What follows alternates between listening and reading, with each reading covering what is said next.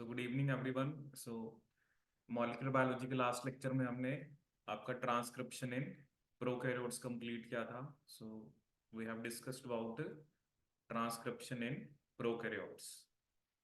सो prokaryotes में जैसा हमने स्टडी किया था कि ट्रांसक्रिप्शन इन प्रोकैरियोट्स, तो उसमें हमने देखा था इनिशिएशन होता है, एलोंगेशन होता है, आपका टर्मिनेशन। सो बैक्टीरियल ट्रांसक्रिप्शन हमने कंप्लीट किया था।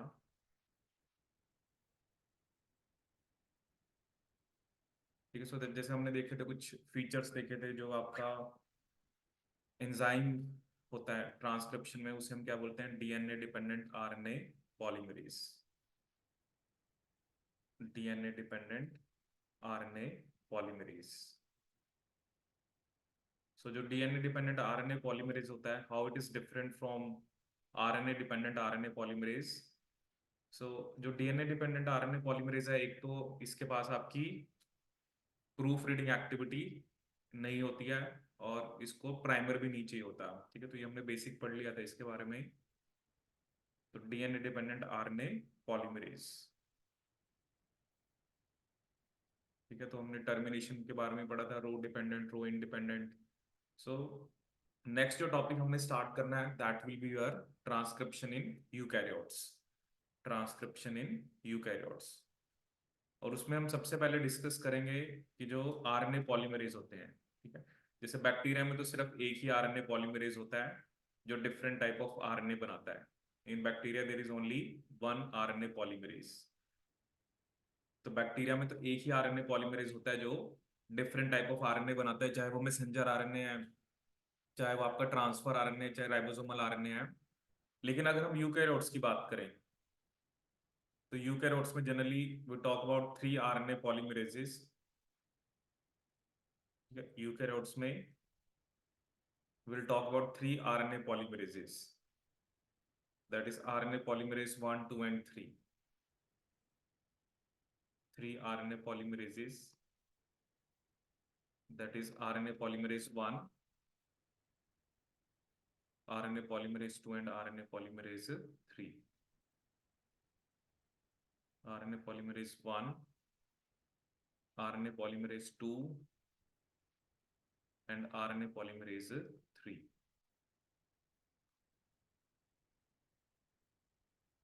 And RNA polymerase 3.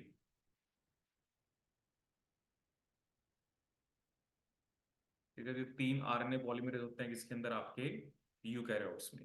ठीक है, और ये तीनों आरएनए पॉलीमरेजेस प्रेजेंट कहाँ पर होते हैं, न्यूक्लियस में। तो you can call them as nuclear RNA polymerases. आप इन्हें और क्या बोल सकते हो, न्यूक्लियर आरएनए पॉलीमरेजेस। सो अब हम वन बाय वन देखेंगे कि जैसे आरएनए पॉलीमरेज 1 आपका क्या बनाता है, 2 क्या बनाता है, और आपका 3 क्या बनाता है। ठीक है, क्योंकि सबसे कॉमन क्वेश्चन एग्जाम में यही आता है कि डिफरेंट आरएनए पॉलीमरेज बनाते क्या है। ठीक है, सो होते होते और भी हैं, जैसे 4 एंड 5 भी होता है, बट वो जनरली सिर्फ प्लांट्स में ही होता है। 4 एंड 5 भी होते हैं इसमें टाइप्स ना, बट ये टाइप सिर्फ प्लांट्स में होती है। ठीक है, तो एग्जाम में ज़्यादातर क्वेश्चन आपको 1, 2 और 3 पे देखने को मिलेगा। सो देखते हैं कि पॉलीमरेज 1, 2 और 3 क्या क्या बनाते हैं। ठीक है, तो सबसे पहले अगर हम बात करें आरएनए पॉलीमरेज 1 की। ठीक है, जैसे चलो हम एक टेबल बना लेते हैं और उसमें आपको याद रहे, क्योंकि सबसे कॉमन क्वेश्चन एग्जाम में ये आपको देखने को मिलेगा।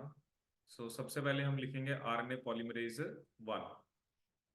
ठीक है, सो आरएनए पॉलीमरेज 1।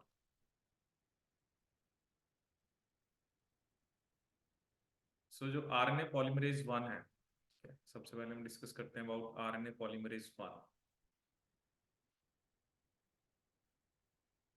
सो आरएनए पॉलीमरेज जो 1 है, वो एक प्री राइबोसोमल आरएनए बनाता है। ठीक है, आरएनए पॉलीमरेज 1 क्या बनाता है आपका, ये बनाता है 45S pre ribosomal RNA transcript. 45S pre ribosomal RNA transcript. ठीक है, और ये जो ट्रांसक्रिप्ट बना है, ठीक है, बाद में ये कन्वर्ट हो जाता है 28S, 18S एंड 5.8S। ठीक है, it is converted into 28S ribosomal RNA, your 18S ribosomal RNA and 5.8S ribosomal RNA. ठीक है, तो ये आरएनए पॉलीमरेज 1 क्या बनाता है आपका, pre 45 pre ribosomal RNA transcript, और इससे आपका क्या क्या बन जाता है, 28S, 18S और 5.8S। ठीक है, एक तो आपने ये याद रखना है, पॉलीमरेज 1। ठीक है, सेकेंडली अगर हम बात करें that is of RNA polymerase 2। ठीक है, सेकंड हम किसकी बात करते हैं, आरएनए पॉलीमरेज 2।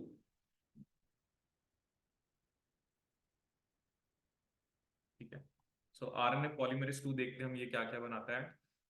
सो आरएनए पॉलीमरेज 2 की अगर हम बात करें तो एक तो ये बनाता है आपका बेसिकली एमआरएनए। ठीक है, या जिसे आप एचएनआरएनए बोल सकते हो।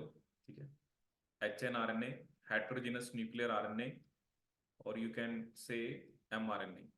ठीक है, hnRNA stands for heterogeneous nuclear RNA. एक तो आरएनए पॉलीमरेज 2 आपका ये बनाता है।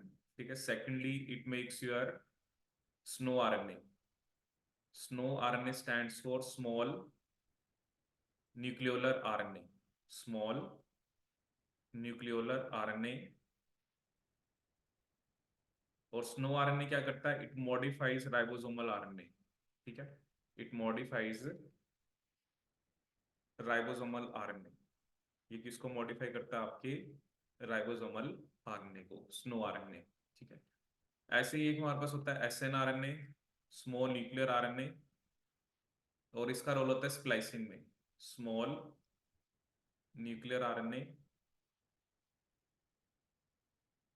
और इसका रोल किसमें होता है आपका, स्प्लाइसिंग में, splicing.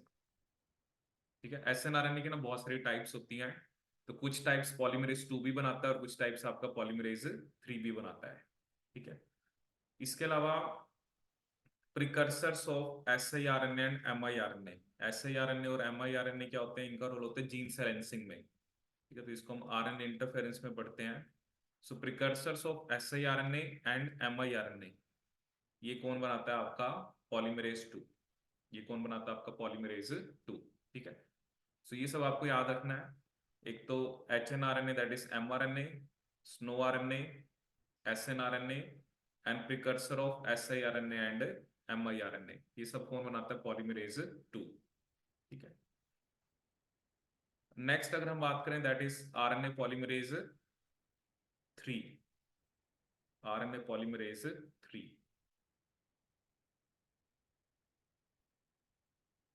Are N A polymerase 3।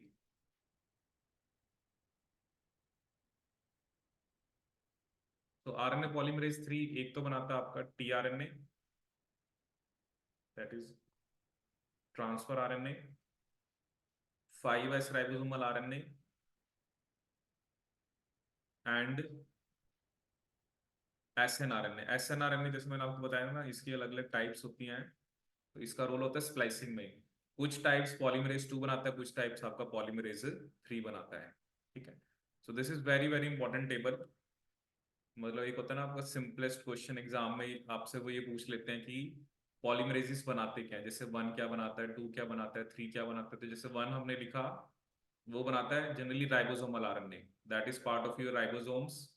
2 जो है वो आप लिख रहे हो M R N A, sno R N A, S N R N A, या precursors of S I R N N, M I R N A. और पॉलीमरेज 3 क्या बनाता है आपका, T R N A, 5S ribosomal R N A and S N R N A. तो ये 3 polymerase आपने याद रखने हैं कि 1, 2 और 3 हमारे अंदर क्या बनाते हैं। ठीक है, so this is very very important. So अभी हम डिटेल में थोड़ा सा पॉलीमरेज 2 को डिस्कस करेंगे, क्योंकि जो मैसेंजर आरएनए है उसी में इंफॉर्मेशन होती है किसको, प्रोटीन बनाने को। It is the messenger RNA which is carrying the information for synthesis of protein. ठीक है, तो आपने इसमें कंफ्यूज नहीं होना। अगर आप प्रीवियस ईयर क्वेश्चंस देखोगे ना नेट एग्जाम के, तो आपको बहुत सारे क्वेश्चन इस पे देखने को मिलेंगे कि अलग अलग टाइप के आरएनए होते हैं, इनके फंक्शंस भी क्या होते हैं। ठीक है, जैसे अभी हमने कुछ आरएनए डिस्कस करे, आज जैसे मैंने मॉर्निंग वाले बच्चों को भी होमवर्क दिया था, जैसे एक आरएनए होता है गाइड आरएनए। ठीक है, आप इसके बारे में देखना, आप एक जस्ट एक टेबल बनाना और देखना कि जैसे कौन कौन से आरएनए आपने सुने हुए हैं। ठीक है, जैसे गाइड आरएनए के बारे में आप देखना ये क्या होता है। ठीक है, तो ये आपको देखा मिलेगा जी आरएनए। ठीक है, तो ऐसे कुछ टाइप्स आप देखना, डिफरेंट टाइप्स ऑफ जो आरएनए होते हैं। अब नेक्स्ट हमने क्या डिस्कस करना है, नेक्स्ट हम डिस्कस करेंगे कि आरएनए पॉलीमरेज 2 के बारे में, ठीक है, कि क्योंकि हमारे अंदर मैसेंजर आरएनए यही बनाता है, एंड ऑब्वियसली जो हम बेसिक पढ़ते हैं कि डीएनए से एमआरएनए बनना, जिसे हम ट्रांसक्रिप्शन बोलते हैं, और एमआरएनए से protein, because mRNA is carrying the information for the synthesis of protein, ठीक है। तो चलिए देखते हैं इसमें कि जो आपका आरएनए पॉलीमरेज 2 है, कि उसके बारे में हम थोड़ा सा देखते हैं। आरएनए पॉलीमरेज 2, आरएनए पॉलीमरेज 2,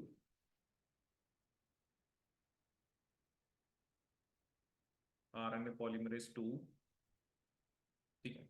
सो ये जो पॉलीमरेज 2 होता है, it is a huge enzyme with 12 subunits.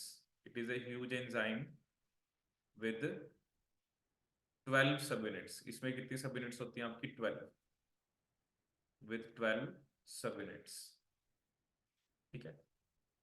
और अभी हम डिस्कस करेंगे कि जब यूकैरियोट्स में ट्रांसक्रिप्शन होती है तो आरएनए पॉलीमरेज 2 को मतलब और भी फैक्टर्स चाहिए होते हैं, ठीक है। तो ऐसे नहीं कि सिंपली आरएनए पॉलीमरेज ही आएगा, we need some protein factors, ठीक है, जिसे आप बोल सकते हो ट्रांसक्रिप्शन फैक्टर्स, ठीक है। तो उन प्रोटीन फैक्टर्स को हम क्या बोल सकते हैं? आपका transcription factors, transcription factors,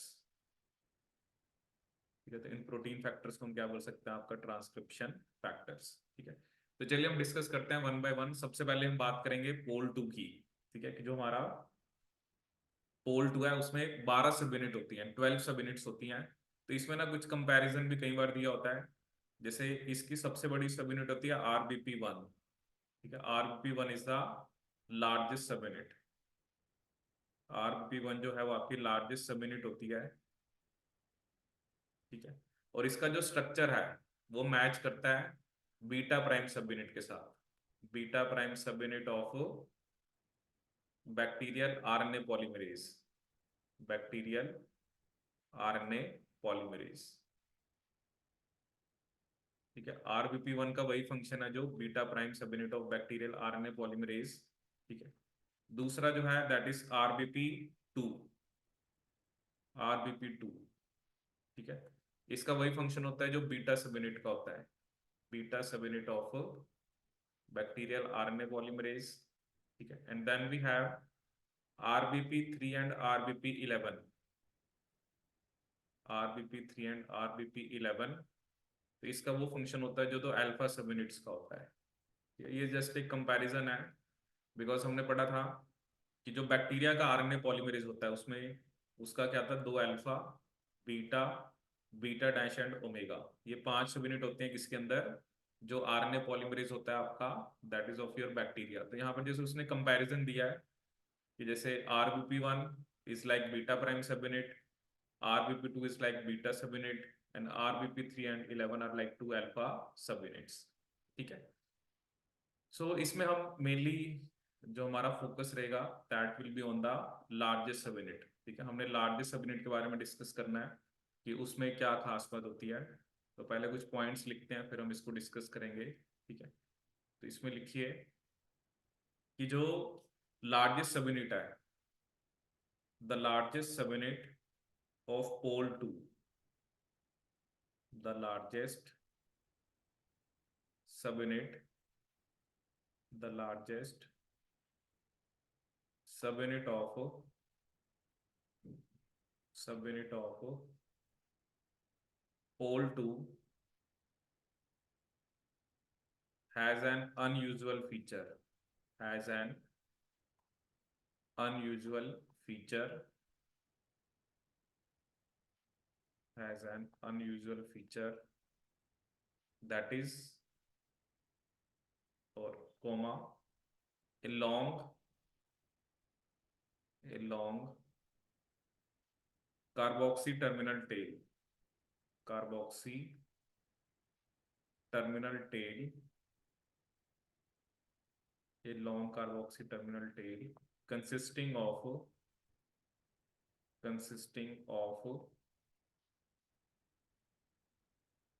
many repeats of many repeats of consensus, consensus amino acid sequence, consensus, or you can write consensus heptad amino acid sequence, consensus heptad amino acid sequence। कहता जो largest सब unit है pole to की, उसमें एक feature होता है that is a long carboxy terminal tail consisting of many repeats of consensus heptad amino acid sequence। ठीक है, सो बेसिकली क्या होता है ना, जैसे मान लो जो भी आपका ये RBP1 है, तो जैसे ये उसकी मेन बॉडी है, ठीक है, बीच में एक लिंकर सीक्वेंस होता है और उसके बाद आपका CTD होता है। ठीक है, तो जैसे ये सब यूनिट है ना, तो उसमें जैसे ये मेन बॉडी है उसकी, ठीक है, ये जस्ट हम वैसे डिपिक्ट कर रहे हैं समझाने के लिए, ये मेन बॉडी है। ठीक है, और ये आपका एक लिंकर सीक्वेंस है, this is a linker sequence, ये आपका एक लिंकर सीक्वेंस है। और ये आप देख रहे हो ये जो सीक्वेंस है, इसे हम क्या बोलते हैं, कार्बोक्सी टर्मिनल टेल। ठीक है, this is your carboxy terminal tail, carboxy terminal tail. और इसमें जो सीक्वेंस आपका बार बार रिपीट होता है दैट इज YSPT-SPS, YSPT-SPS। ये एक 7 अमीनो एसिड का सीक्वेंस है जो बारी बारी रिपीट होता है आपका किसके अंदर, कार्बोक्सी टर्मिनल टेल के अंदर, दैट इज YSPT-SPS। ठीक है, अब इस सीक्वेंस की क्या खास बात है, YSPT-SPS, इसकी खास बात क्या है, इसमें जो अमीनो एसिड है, ठीक है, इसमें जनरली जैसे Y stands for your tyrosine, ठीक है, S stand for serine, T stands for threonine, P is proline. ठीक है, सो आउट ऑफ 7 इसमें जैसे YSTSS, मतलब आउट ऑफ 7 दो प्रोलिन को छोड़ दे तो बाकी जो 5 अमीनो एसिड है इन सब में OH ग्रुप होता है। ठीक है, टायरोसिन के पास OH ग्रुप होता है, सेरिन के पास OH ग्रुप होता है और थ्रियोनिन। ठीक है, और ये भी हम डिस्कस करेंगे जब RNA पॉलीमरेज एक्टिवेट होता है। एक्टिवेट का मतलब क्या है ना, जब उसने ट्रांसक्रिप्शन करानी है, तो ये जो OH ग्रुप है, ठीक है, इनकी क्या हो सकती है, phosphorylation, they can undergo phosphorylation. तो जो हाइड्रोक्सिल ग्रुप होता है उसकी क्या होती है, आपकी फॉस्फोराइलेशन। ठीक है, हाइड्रोक्सिल ग्रुप की क्या होती है, आपकी फॉस्फोराइलेशन। ठीक है, तो ये आपने अच्छे से याद रखना है कि जो OH ग्रुप है उसकी क्या होती है, आपकी फॉस्फोराइलेशन। तो YSPT-SPS ये सीक्वेंस बारी बारी रिपीट होता है, सो बेसिकली इसकी क्या हो सकती है, आपकी फॉस्फोराइलेशन। ठीक है, तो ये भी हम डिस्कस करेंगे कि इनकी इसकी फॉस्फोराइलेशन कौन कराता है। ठीक है, बट फिलहाल आप याद रखना कि जो लार्जेस्ट सब यूनिट है पोल 2 की, उसके अंदर एक फीचर है that is a long carboxy terminal tail consisting of many repeats of consensus amino acid sequence, that is YSPT-SPS। ठीक है, अब हम बात करेंगे, क्योंकि मैंने आपको पहले ही बताया कि बैक्टीरिया में तो RNA पॉलीमरेज सिग्मा के थ्रू आता है और वो ट्रांसक्रिप्शन को स्टार्ट कर देता है। ठीक है, बट यहाँ पर ऐसा नहीं है। ठीक है, यूकैरियोट्स के अंदर ना बड़े सारे ट्रांसक्रिप्शन फैक्टर्स होते हैं, ठीक है, जो बेसिकली आपका आके लगते हैं। ठीक है, ये जैसे हमने डिस्कस भी किया था, जैसे प्रोकैरियोट्स और यूकैरियोट्स में क्या डिफरेंस था इन टर्म्स ऑफ, जो हमने प्रमोटर प्रमोटर में मैंने आपको एक दो चीज बताई थी कि जो प्रमोटर सीक्वेंस है, जो हमने प्रमोटर रीजन की बात की थी। ठीक है, सो जो आपका प्रोकैरियोट है, ठीक है, उसमें हमने देखा था टाटा बॉक्स होता है, और जो -10 के ऊपर होता है, ऐसे -35 पे भी आपने देखा था। ठीक है, लेकिन यूकैरियोट्स में मैंने आपको बताया था -20 पे आपका क्या होता है, टाटा बॉक्स। ठीक है, दैट इज TA जिसे बोलते हैं हम टाटा बॉक्स और ऑर्गेनाइज बॉक्स, टाटा बॉक्स और ऑर्गेनाइज बॉक्स, टाटा बॉक्स और ऑर्गेनाइज बॉक्स। एंड -70 और -80 पे क्या होता है आपका, -70 और -80 पे क्या होता है आपका, that is CAT box. Cat box क्या होता है आपका, कैट बॉक्स। सो -20 पे होता है टाटा बॉक्स, -70 और -80 पे क्या होता है, कैट बॉक्स। ठीक है, तो मतलब इस यहाँ पर भी टाटा बॉक्स होता है, वहां पर भी हम टाटा बॉक्स की बात करते हैं। तो चलिए यहाँ पर देखते हैं कि कैसे ट्रांसक्रिप्शन आपकी स्टार्ट होती है। ठीक है, अभी मैं आपको एक इमेज भी दिखाऊंगा जिसमें हम ये प्रमोटर सीक्वेंस क्या होते हैं उसके बारे में डिस्कस करेंगे। ठीक है, जैसे मान लीजिए ये आपका बेसिकली प्रमोटर रीजन है। ठीक है, जैसे मान लो या हमने डीएनए दिखाया, और मान लो ये आपका टाटा बॉक्स है, ठीक है। तो अभी मैं आपको ना यहाँ पर दिखाऊंगा कि अलग अलग ट्रांसक्रिप्शन फैक्टर किस ऑर्डर में लगते हैं, ठीक है। लगते सारे प्रमोटर रीजन में ही है, they may be interacting with different regions, ठीक है, बट हमें मेनली याद रखना है बस ऑर्डर, ठीक है। तो सबसे पहला जो ट्रांसक्रिप्शन फैक्टर लगता है, एक एग्जाम में ये क्वेश्चन आता है, तो सबसे पहला ट्रांसक्रिप्शन फैक्टर जो लगता है उसका नाम होता है TF2D। उसका क्या नाम होता है? TF2D, ठीक है। और इसका एक पार्ट होता है TATA binding protein. TATA binding protein is part of TF2D, ठीक है। टाटा बाइंडिंग प्रोटीन जो होता है वो TF2D का पार्ट होता है। डी के बाद यहाँ पे आगे लगता है आपका ए, ठीक है। तो ये सारे transcription factors they may be interacting with different sequences, but main आप पहले डी याद रखना, ठीक है। ये सब लगेंगे यहीं पर ही, जो प्रमोटर रीजन के अंदर ही, बट जस्ट कि हमें उसका ऑर्डर याद रहे, मैं उसको अलग अलग दिखा रहा हूँ। तो सबसे पहले TF2D लगता है, ठीक है। Second is your TF2A। 2A के बाद आता है आपका TF2, पहले डी लगता है, फिर ए लगता है, फिर आता है आपका TF2B, ठीक है। बी के बाद आता है आपका एफ, ठीक है। और एफ के साथ ही आपका पॉलीमरेज 2 लग के आता है, ठीक है।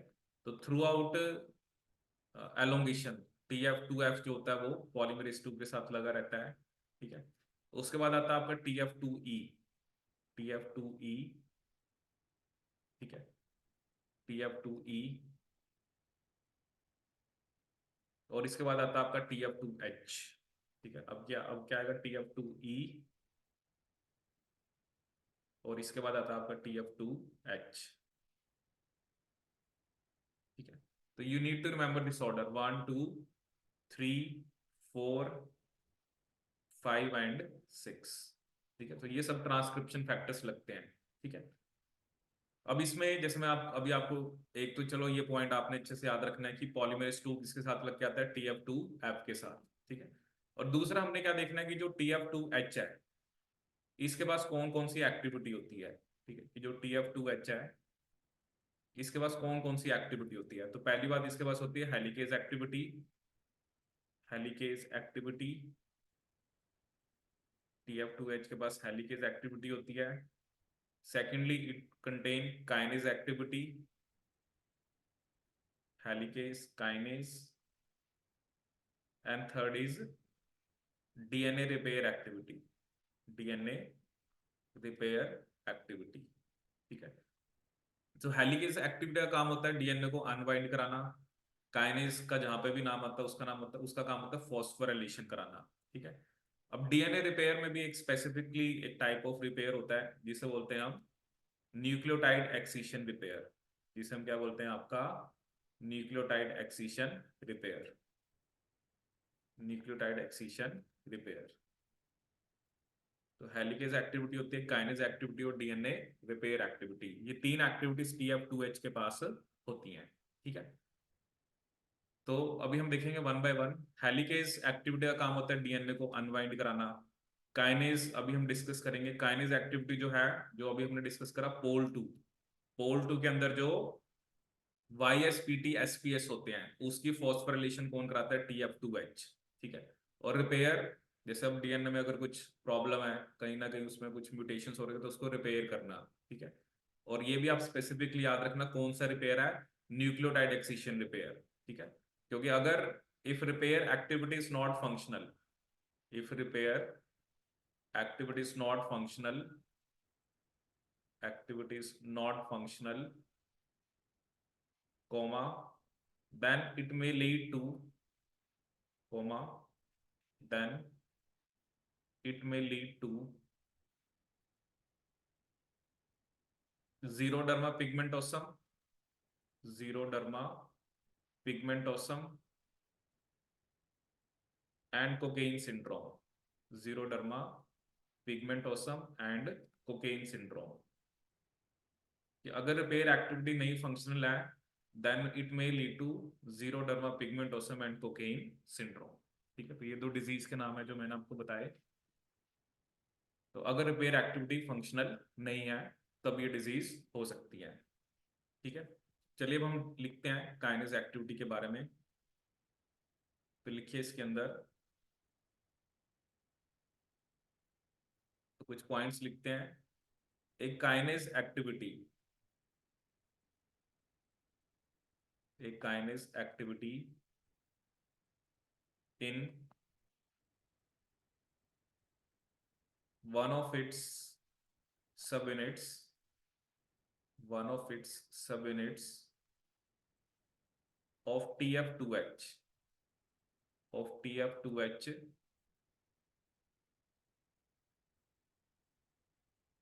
phosphorylates, phosphorylates pole 2, phosphorylates pole 2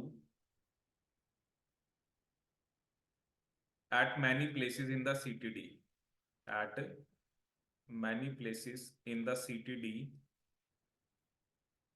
at many places in the CTD. Several other protein kinases, several other protein kinases including CDK9, several other protein kinases including CDK9, CDK9, comma, which is part of the, which is part of the positive, positive transcription elongation factor B, positive transcription elongation factor B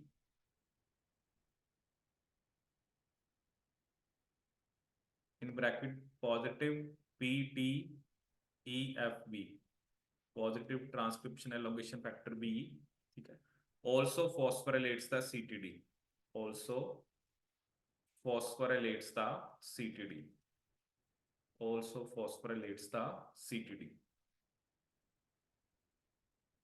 ठीक है। सो ये CDK9 भी करता है और साथ में आपका पॉजिटिव ट्रांसक्रिप्शन एलोंगेशन फैक्टर भी फॉस्फोरिलेट करता है किसके, आपको CTD को, ठीक है। फिर नेक्स्ट पॉइंट लिखिए, during synthesis of, during synthesis of initial, during synthesis of initial 60 to 70 nucleotides, 60 to 70 nucleotides,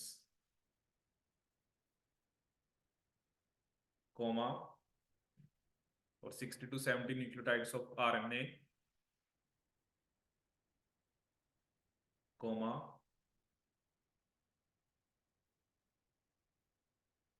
comma, first TF2E, first TF2E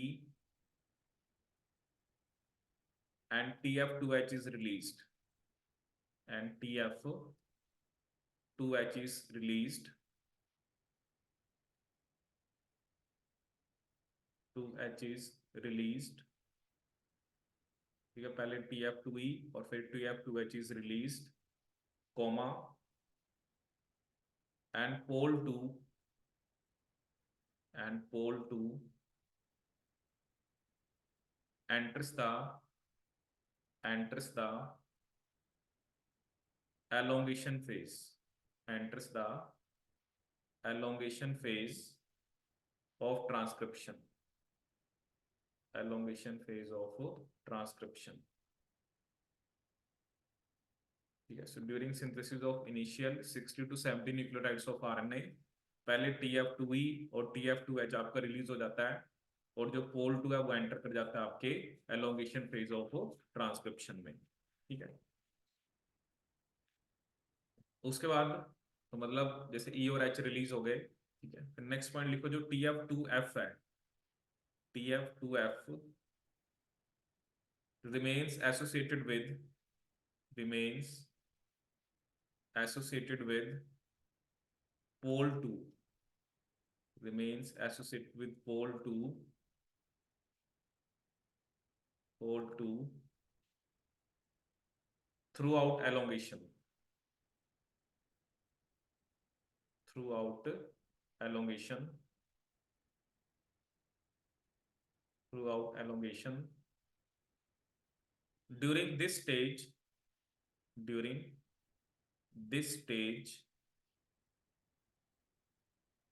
comma, the activity of polymerase,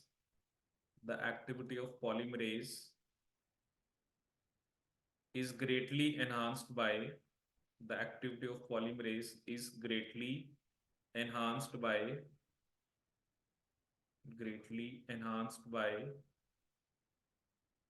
proteins called elongation factors,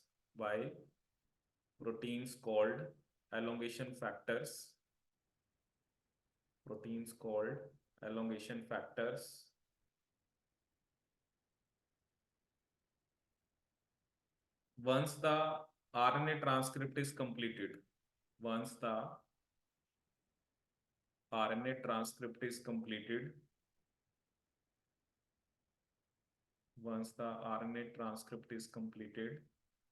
Comma,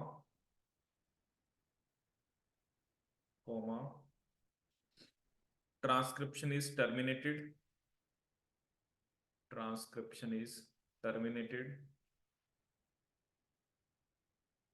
ठीक है, तो जैसे ही transcript complete हुआ, so transcription is terminated. जो आपका पोल 2 है वो डीफॉस्फोराइलेट हो जाएगा, terminated.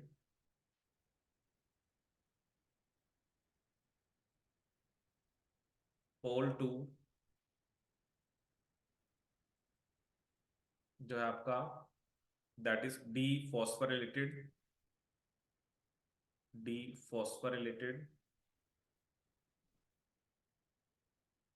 and recycled, comma, ready to initiate another transcript.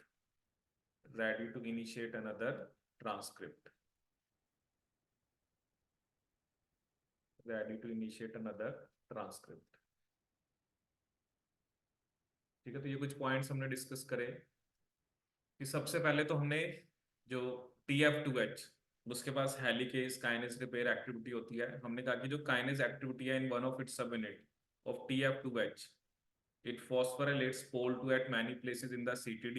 ठीक है, कहते और भी काइनेज होते हैं, that is including CDK9 which is part of the positive transcription elongation factor B that also phosphorylates the CTD. During synthesis of initial 60 to 70 nucleotides of RNA, पहले TF2E और TF2H ये रिलीज हो जाते हैं और पोल 2 enter कर जाता है आपका elongation phase of transcription में. ठीक है, TF2F remains associated with pole 2 throughout elongation. During this stage, activity of polymerase is greatly enhanced by proteins called elongation factors. ठीक है, और जैसे ही RNA ट्रांसक्रिप्ट कंप्लीट हुआ, ठीक है, तो ट्रांसक्रिप्शन आपकी टर्मिनेट हो जाती है.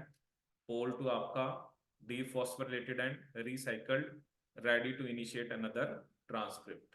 ठीक है, तो ये हमने डिस्कस किया बेसिक कि सबसे पहले हमने RNA पॉलीमरेज देखे यूकैरियोट्स के और वो क्या क्या बनाते हैं, और फिर हमने डिस्कस करा कि जो डिफरेंट आपकी सब यूनिट्स को कंपैरिजन किया हमने, और जैसे हमने यहाँ पर बात करी जो लार्जेस्ट सब यूनिट है उसके अंदर एक सीक्वेंस मल्टीपल टाइम से रिपीट होता है.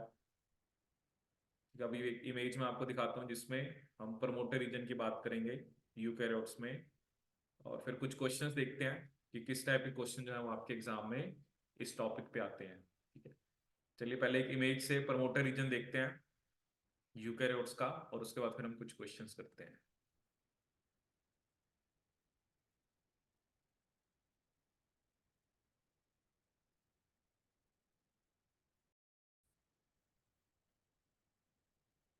So this is image showing कि जो आपका प्रमोटर रीजन क्या होता है. So transcription in eukaryotes. ठीक है, देखो यहाँ पर इनिशिएशन में क्या लिखा हुआ है कि ट्रांसक्रिप्शन इनिशिएशन में आपको प्रमोटर चाहिए होता है एंड अपस्ट्रीम रेगुलेटरी रीजन्स. ठीक है, जो हमने बैक्टीरिया में भी ट्रांसक्रिप्शन में डिस्कस किया था कि जो रीजन अपस्ट्रीम मतलब जहां से ट्रांसक्रिप्शन स्टार्ट होती है, जो उससे पहले होता है. ठीक है, the cis acting elements are the specific sequence on the DNA template that regulate the transcription of one और मोर जीन्स। ठीक है, तो जैसे अब यहाँ पर आप देखो डायग्राम में, सो यहाँ पर आपको क्या शो कर रखा है, this point is the start of transcription. ठीक है, तो आप देख सकते हो यहाँ -20 और -30 के बीच में एक हॉगनेस बॉक्स और टाटा बॉक्स है जो मैंने आपको बताया था, और -70 और -80 पे आपका एक कैट बॉक्स है। ठीक है, फिर नीचे अगर आप डायग्राम में देखोगे सिस एक्टिंग एलिमेंट। ठीक है, आपको नीचे डायग्राम में क्या शो कर रखा है कि सिस एक्टिंग एलिमेंट। ठीक है, तो अगर आप इसको देखोगे तो इसमें क्या शो कर रखा है, जैसे ये स्ट्रक्चरल जीन है, तो यहाँ से तो ट्रांसक्रिप्शन स्टार्ट होनी है। ये TATA box, cat box, GC box, और कुछ सीक्वेंसेस होते हैं एनहांसर। एनहांसर सीक्वेंसेस जनरली वो अपस्ट्रीम भी हो सकते हैं, वो डाउनस्ट्रीम भी हो सकते हैं। ठीक है, so basically enhancer sequence upstream from promoter region, जैसे ये दिखा रखा है, and thousands of base pair can separate the enhancer sequence from the gene it regulates. ठीक है, तो एनहांसर सीक्वेंस जो है जहां से आपकी जीन है उससे 1000 बेस पेयर अवे भी हो सकता है आपका। ठीक है, सिस एक्टिंग मतलब ये बिल्कुल उसके पास ही होते हैं। ऑब्वियसली ये जो हमने प्रमोटर रीजन की बात करी है, ठीक है, टाटा बुक्स हो गया, कैट बुक्स हो गया, जीसी बॉक्स हो गया। ठीक है, तो क्योंकि ये वो रीजन्स होते हैं ना, जनरली जैसे हमने बैक्टीरिया में डिस्कस किया था, टाटा बॉक्स होता है, उसके साथ सिग्मा सबयूनिट इंटरेक्ट करती है। तो ये हमने यूकेरियोट्स के अंदर सीक्वेंस देखे हैं, क्योंकि ये सीक्वेंसेस डिसाइड करते हैं कि इस स्पेसिफिक साइट से जो ट्रांसक्रिप्शन है वो आपकी स्टार्ट होनी चाहिए। ठीक है, चलिए कुछ क्वेश्चंस देखते हैं which are based on your transcription. ठीक है, कुछ क्वेश्चन मैं आपको कराता हूँ, कुछ क्वेश्चन आप खुद से ट्राई करना। ठीक है, so will try few questions which are based on your transcription. Transcription based कुछ क्वेश्चंस देखते हैं जो आज हमने पढ़ा अभी तक। जैसे ये क्वेश्चन यहाँ पर आपको मेंशन्ड है,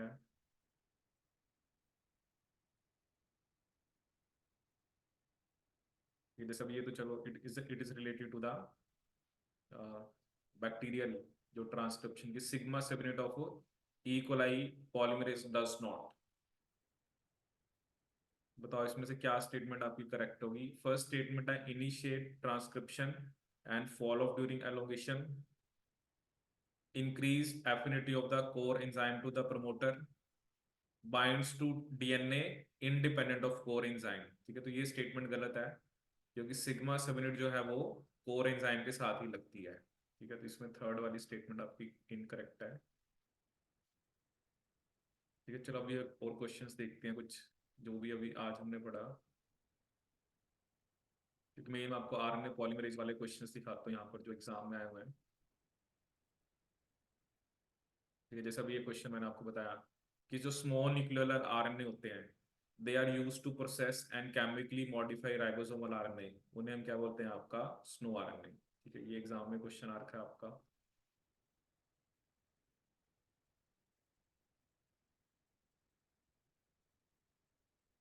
क्या और क्वेश्चन देखिए अगर इसमें आपका,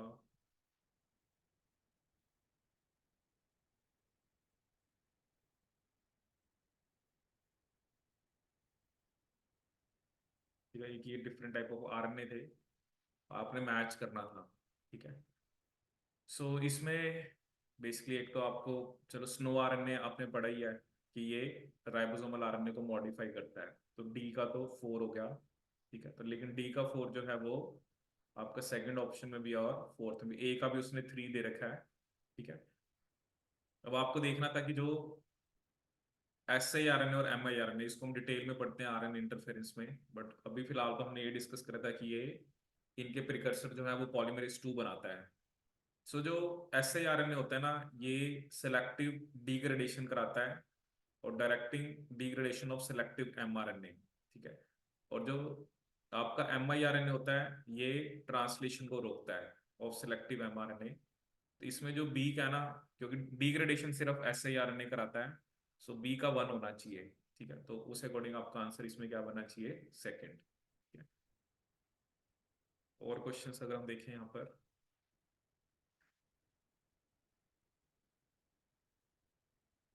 ठीक है, अब जैसे ये क्वेश्चन आ रखा है, which of the following are not transcribed by polymerase 2।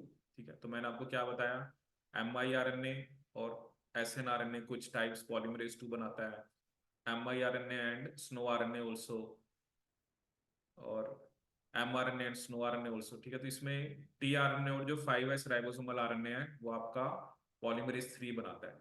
तो इसका आंसर फोर्थ होगा आपका। तो ऐसे काफी क्वेश्चन आपको पेपर में देखने को मिलेगा ना, डिफरेंट टाइप ऑफ आरएनए के क्या फंक्शंस होते हैं, या वो क्या करते हैं। जैसे ये क्वेश्चन आ रखा है कि precursor of mRNA and siRNA are usually synthesized by your only polymerase 2, ठीक है। पोल 2 बनाता है आपका precursor of siRNA and mRNA। तो ये भी हमने डिस्कस किया। ऐसे ऐसे क्वेश्चंस आपको देखने को मिलेंगे।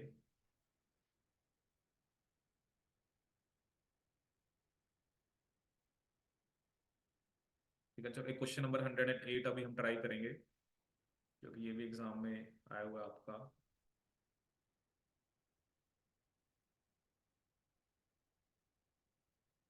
ठीक है, ये क्वेश्चन ये आया था कि इसमें से कौन सा स्टेटमेंट नहीं है करेक्ट। इसमें ये था कि क्योंकि डीएनए भी 5 प्राइम टू 3 प्राइम डायरेक्शन में बनता है, आरएनए भी उसी डायरेक्शन में बनता है।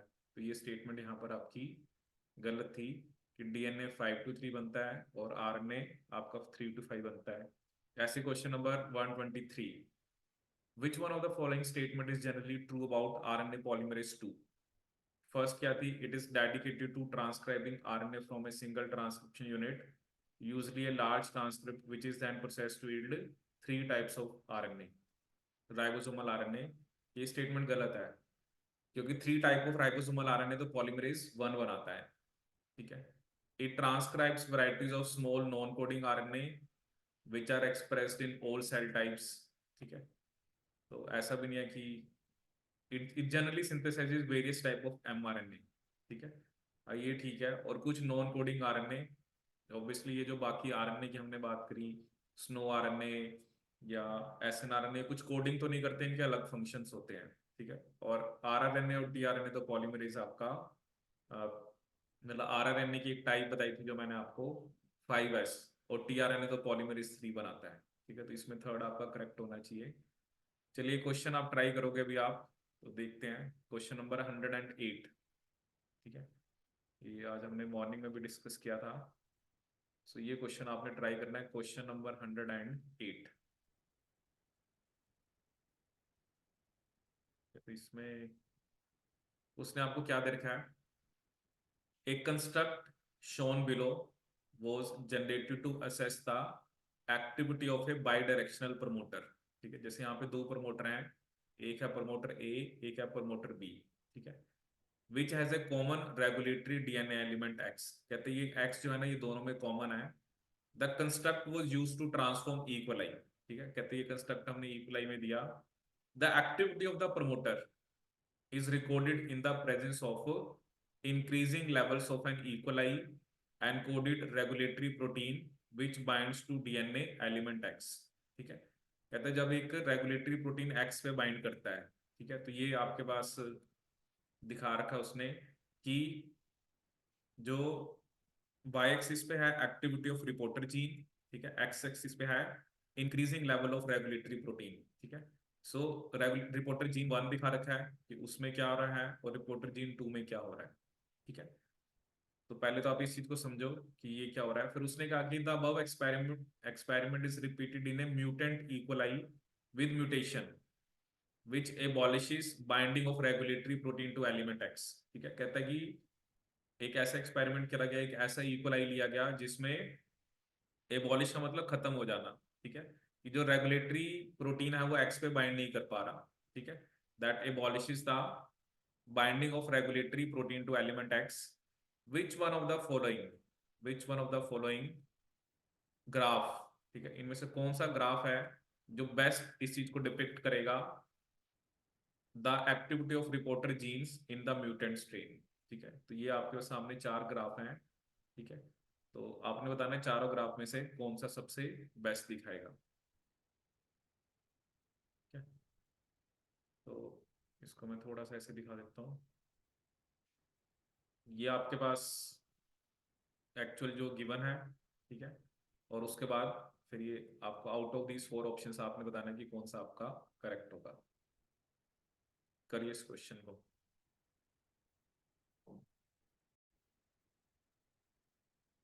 ये तो चलिए समझते हैं इस क्वेश्चन को कि क्या इस क्वेश्चन में हमें गिवन है। ठीक है, देखो उसने आपको ना बाई डायरेक्शनल प्रमोटर बताया हुआ है। ठीक है, और बेसिकली देखते हैं इसका क्या आंसर आएगा। अब वही ना, मेरे को तो चलो क्वेश्चन पता है, मैं तो आपको समझा दूंगा। मेन वही है कि आपने क्वेश्चन को अंडरस्टैंड करना है। ठीक है, पहले ना आप इस चीज को समझो। ठीक है, क्योंकि जो ये है और ये ग्राफ है। ठीक है, तो क्वेश्चन में वो क्या कह रहा है, ये बाई डायरेक्शनल प्रमोटर है। ठीक है, जैसे एक ए एक बी। ठीक है, और इसमें एक कॉमन एक्स प्रमोटर, पूरा का पूरा सीक्वेंस ही प्रमोटर है। कहता है जो एक्स है ना, एक्स पे आके जब ना एक रेगुलेटरी प्रोटीन आके लगता है। ठीक है, अब हम कौन सी बात कर रहे हैं, जब एक्स के ऊपर रेगुलेटरी प्रोटीन आके लगता है तब क्या होता है। तब क्या होता है आपका, कि जो रिपोर्टर जीन वन है, ठीक है, ये हमें ग्राफ में बता रखा है, increasing level of regulatory protein versus activity of reporter gene. तो रिपोर्टर जो जीन वन है, उसकी एक्टिविटी आप देख रहे हो 100 से कहां तक पहुंच गई, 5 तक। 100 से कहाँ आ गई, 5 तक। और जो इसकी एक्टिविटी है वो 5 से कहाँ पहुंच गई आपकी, 100 तक। मतलब ये 100 से 5 आ गई, ये 5 to 100 चली गई। ठीक है, रिपोर्टर जीन वन की जो एक्टिविटी है, that is from 100 to 5 and this is 5 from 100। अब क्वेश्चन उसने क्या कहा ना कि ये जो जहां पे एक्स लगता है, ठीक है, मतलब जो एक्स है जहां पर आपका रेगुलेटरी प्रोटीन लगता है, the above experiment is repeated in a mutant E. coli with mutation which abolishes। मतलब ऐसी म्यूटेशन हुई कि एक्स जो है ना, या जो रेगुलेटरी प्रोटीन है वो एक्स पे लग ही नहीं पाएगा। ठीक है, तो मतलब ये जो साइट थी ना, जो एक्स थी, यहाँ पर जो एक्स था, इसको मैं एक बार रब कर देता हूँ। ये जो एक्स था ना कुछ प्रॉब्लम है कि रेगुलेटरी प्रोटीन यहाँ पे लग ही नहीं पाएगा। ठीक है, तो उसका रिजल्ट क्या होगा कि कुछ भी चेंज नहीं आना वाला एक्टिविटी के साथ। तो रिपोर्टर जीन वन की एक्टिविटी पहले कितनी थी, 100। ठीक है, तो वो मतलब 100 ही रहेगी। ठीक है, रिपोर्टर जीन वन की एक्टिविटी कितनी थी आपकी, 100। और रिपोर्टर जीन टू की एक्टिविटी कितनी थी, 5। मतलब there will be no change. Change तो तभी आ रहा था ना जब एक्स के ऊपर आके रेगुलेटरी प्रोटीन लग रहा था। तो एंड, तो इसका आंसर क्या होगा आपका, fourth. So the right answer is fourth. ठीक है, सो sometimes they give you a question like this. जब वही होता है ना, ये सब ऐसी चीजें हैं, रेप्लिकेशन, ट्रांसक्रिप्शन, ट्रांसलेशन, तो इनकी ना आपको थोड़ी सी अंडरस्टैंडिंग होनी चाहिए, तभी आप इस टाइप के क्वेश्चन कर पाओगे। So sometimes they give you some simple question की, जैसे हमने कहा कि पॉलीमरेज कौन सा क्या बनाता है, वो आपने याद रखना है। And sometimes they can give you question in this way also कि हम इस टाइप के क्वेश्चन को कैसे करें। ठीक है, चलिए अब इसमें हम लास्ट टॉपिक एक पढ़ेंगे, दैट इज आरएनए पॉलीमरेज के इनहिबिटर्स। ठीक है, और उसके बाद फिर नेक्स्ट क्लास में हम जो पोस्ट ट्रांसक्रिप्शनल मॉडिफिकेशंस होती हैं, क्योंकि बैक्टीरिया के अंदर तो कैपिंग, टेलिंग, स्प्लाइसिंग नहीं होती है, बट ये मॉडिफिकेशंस किसके अंदर होती हैं, आपकी यूकैरियोट्स के अंदर। ठीक है, सो जो कैपिंग पे क्वेश्चन आ जाता है, स्प्लाइसिंग पे क्वेश्चन आ जाता है, टेलिंग पे आएगा, वो क्वेश्चन करेंगे बाद में डिस्कस। बट अभी हम पढ़ेंगे आपका अबाउट योर इनहिबिटर्स। ठीक है, कुछ इनहिबिटर्स होते हैं आरएनए पॉलीमरेज के, तो उस पे बेस्ड क्वेश्चन आ जाता है आपका। So next topic we have, that is inhibitors of RNA polymerase. Inhibitors of RNA polymerase. So in this, first of all, we will discuss about inhibitors of RNA polymerase में हम सबसे पहले discuss करेंगे about your actinomycin B. ठीक है, सबसे पहले हम किसकी बात करेंगे, actinomycin B.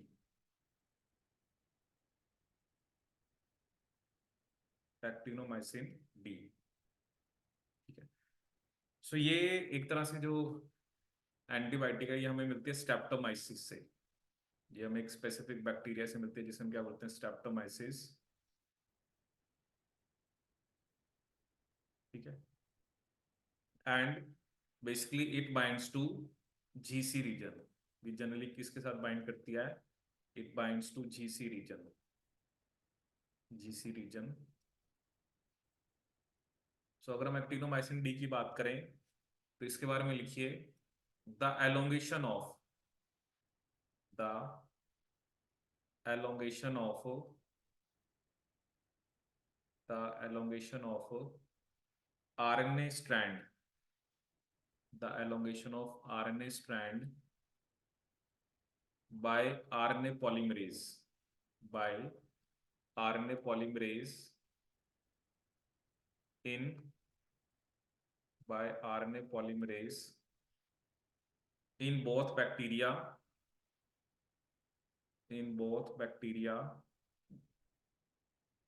and eukaryotes, in both bacteria and eukaryotes is inhibited by the is inhibited by the antibiotic actinomycin D, is inhibited by the antibiotic actinomycin D. The elongation of RNA strand by RNA polymerase in both bacteria and eukaryotes is inhibited by the antibiotic actinomycin D. ठीक है, तो exam में question आएगी actinomycin D inhibits transcription in prokaryotes only, eukaryotes only, ठीक है, लेकिन तो वो सही नहीं होगा। सही आंसर क्या होगा, दोनों में इनहिबिट करती है ये, चाहे वो आपके प्रोकैरियोट्स हैं चाहे वो आपके यूकैरियोट्स हैं, ठीक है। सेकंड वी हैव एक्टिडिन, ये तो एक तरह से डाई होती है, so it also inhibits RNA synthesis, inhibits RNA synthesis. तो ये तो चलो एक डाई है, क्योंकि इंटरकलेटिंग डाई होती है जो डीएनए के बीच में जाके आपकी लग जाएगी, ठीक है। Third will discuss about rifampicin. Third जो हमारे पास एक इनहिबिटर आता है that is rifampicin, rifampicin, rifampicin, ठीक है। सो ये क्या करती है, ये सिर्फ बैक्टीरिया में इनहिबिट करती है, ठीक है। So it inhibits bacterial RNA synthesis, bacterial RNA synthesis, it inhibits bacterial RNA synthesis by binding to the by binding to the beta subunit, by binding to the beta subunit of bacterial RNA polymerase, beta subunit of bacterial RNA polymerase, preventing the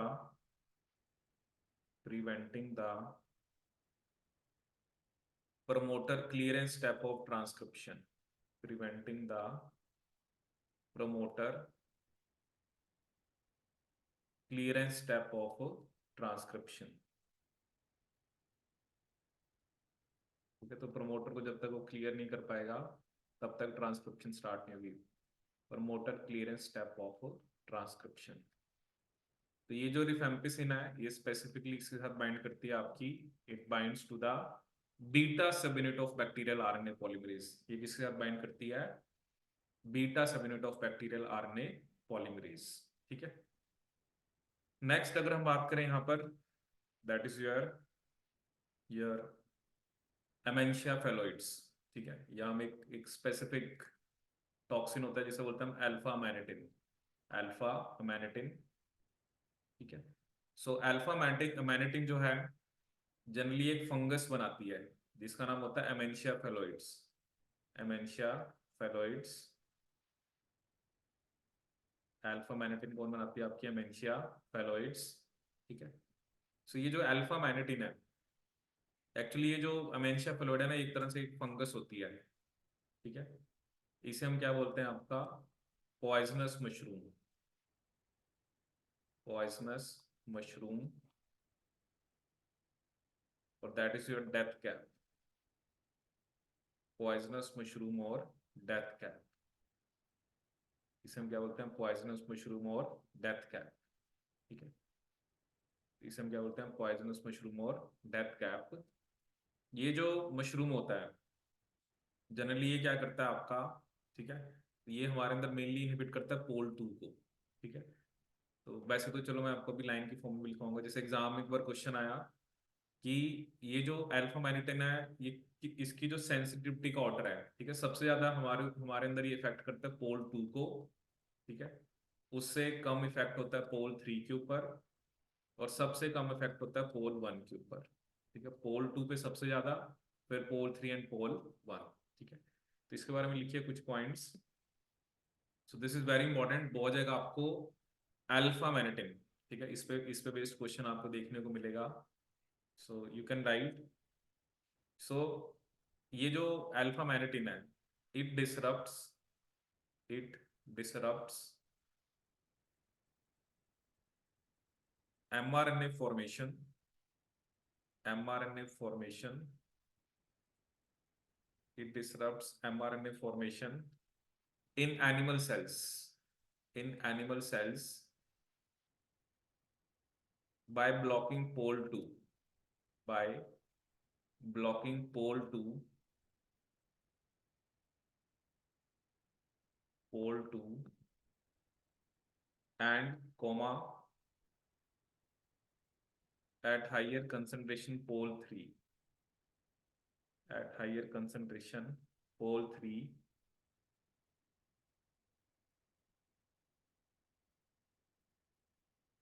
neither pole 1, neither pole 1 nor bacterial RNA polymerase, bacterial RNA polymerase, ठीक है।